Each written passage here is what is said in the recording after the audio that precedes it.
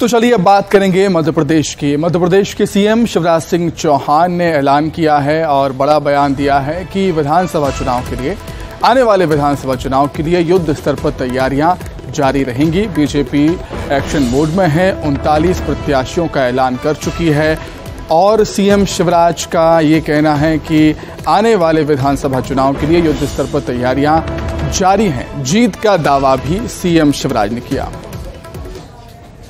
कल फिर अमित भाई आएंगे, वो रिपोर्ट कार्ड भी जारी करेंगे और उसके बाद हमारी विस्तारित कार्य समिति की बैठक ग्वालियर में संपन्न होने वाली है।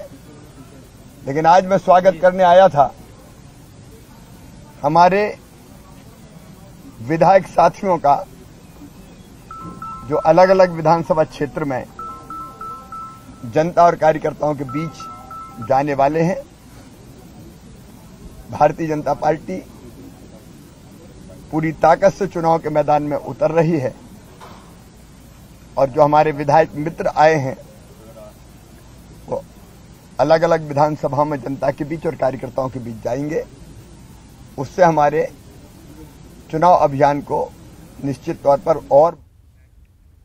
खबर ग्वालियर से है, जहां केंद्रीय मंत्री नरेंद्र सिंह तोमर ने कांग्रेस पर जमकर हमला बोला। उन्होंने कहा कि कांग्रेस डर्टी पॉलिटिक्स कर रही है, जनता को गुमराह करने का काम कर रही है, उनके पास नेतृत्व नहीं है। वहीं तोमर ने कहा कि बीजेपी विकास के मुद्दे पर विधानसभा चुनाव लड़ेगी।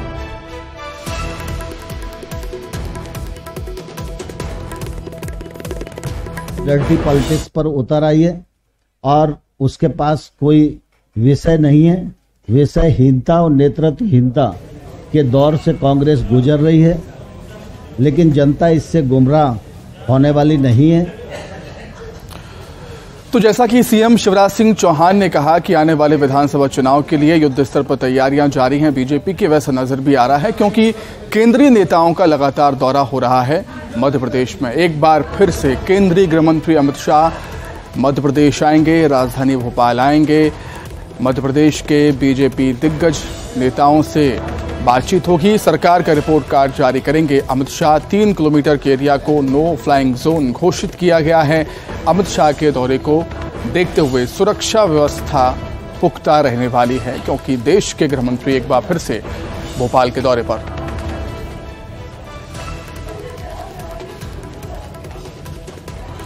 तो ग्वालियर में बीजेपी प्रदेश समिति की बैठक होनी है। बैठक में शाह कार्यकर्ताओं को जीत का मंत्र देंगे और मिशन 2023 की तैयारियों में बीजेपी जुटी हुई है। दोपहर 3:30 बजे अटल बिहारी वाजपेयी सभागार में कार्यक्रम का आयोजन है। अब कहा यह जा रहा है कि ग्वालियर चंबल अंचल पर अब अमित शाह की नजरें हैं। ग्वालियर चंबल अंचल की जो सीटें हैं, 2018 के विधानसभा चुनाव की बात करें तो बीजेपी को काफी नुकसान यहां पर हुआ था।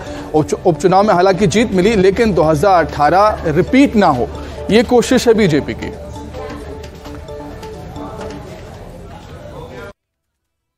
करेंगे भोपाल की, जहां बीजेपी शासित राज्यों से आए 230 विधायकों का प्रशिक्षण जारी है। ये प्रशिक्षण कान्हा फर्ड सिटी में हुआ है। प्रशिक्षण के बाद ये विधायक कल से प्रदेश के अलग अलग विधानसभा सीटों का दौरा करेंगे और सीटों का सर्वे करेंगे। अपनी रिपोर्ट को केंद्रीय नेतृत्व को भेजेंगे।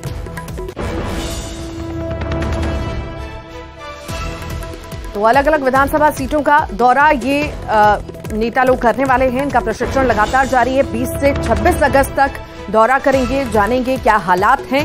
230 विधानसभा सीटों का दौरा करेंगे, सर्वे करेंगे। सर्वे कर विधायक केंद्रीय नेतृत्व को इसकी रिपोर्ट भेजेंगे।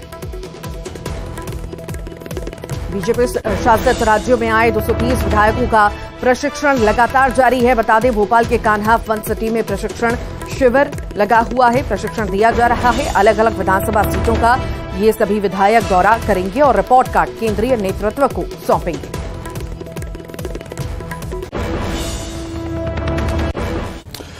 तो मध्य प्रदेश में विधानसभा चुनाव होने हैं, कम वक्त बचा है। ऐसे में विधानसभा चुनाव को लेकर राजनेताओं के बयान लगातार सामने आ रहे हैं और इसी कड़ी में कांग्रेस के विधायक आरिफ मसूद ने बड़ा बयान दिया। उनका कहना है कि भोपाल मध्य से वो विधानसभा का चुनाव लड़ेंगे।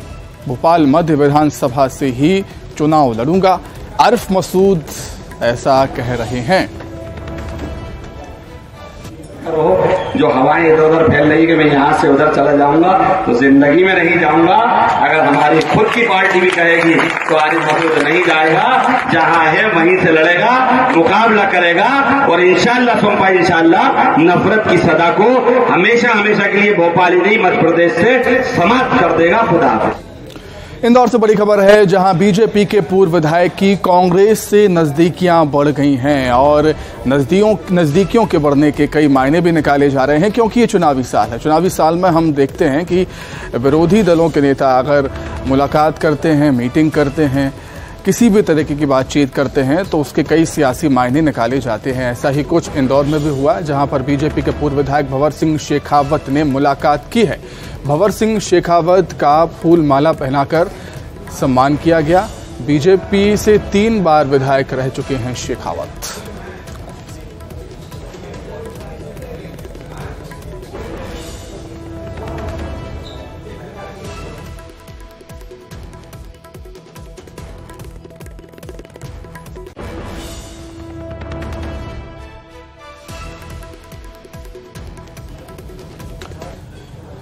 अब बात करेंगे बीजेपी के फायर ब्रांड नेता और मध्य प्रदेश की पूर्व सीएम उमा भारती की। उमा भारती अपने मंडला निवास पर पहुंची, जहां पर कार्यकर्ताओं से उन्होंने मुलाकात की है। बीजेपी कार्यकर्ताओं को सलाह भी दी है। कहा है, चुनाव के समय जवाब देते समय ध्यान रखें, हमें मर्यादा का पालन करना है। पीएम मोदी का जितना अपमान हुआ है उतना किसी का नहीं हुआ, ये भी उन्होंने कहा। कार्यकर्ताओं को संयम बरतने की सलाह दी है पूर्व सीएम उमा भारती ने।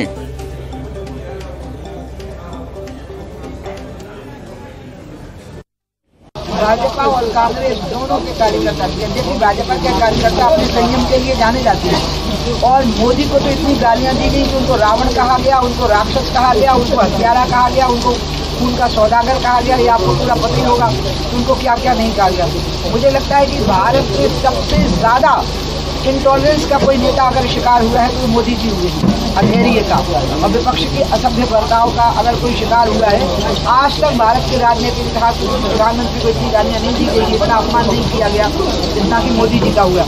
लेकिन अंत में जिनने अपमान किया वो कहीं के नहीं रहे। मोदी दिनों दिन आगे बढ़ते गए। लेकिन फिर भी मैं भाजपा के लोगों से ये बात कहूँगी कि आपको इस पूरे चुनाव में आरोपों का जवाब देते हुए भी संयम का रास्ता नहीं छोड़ना है, क्योंकि हम मर्यादा पुरुषोत्तम भगवान राम के भक्त हैं और उस मर्यादा। और आइए अब देखेंगे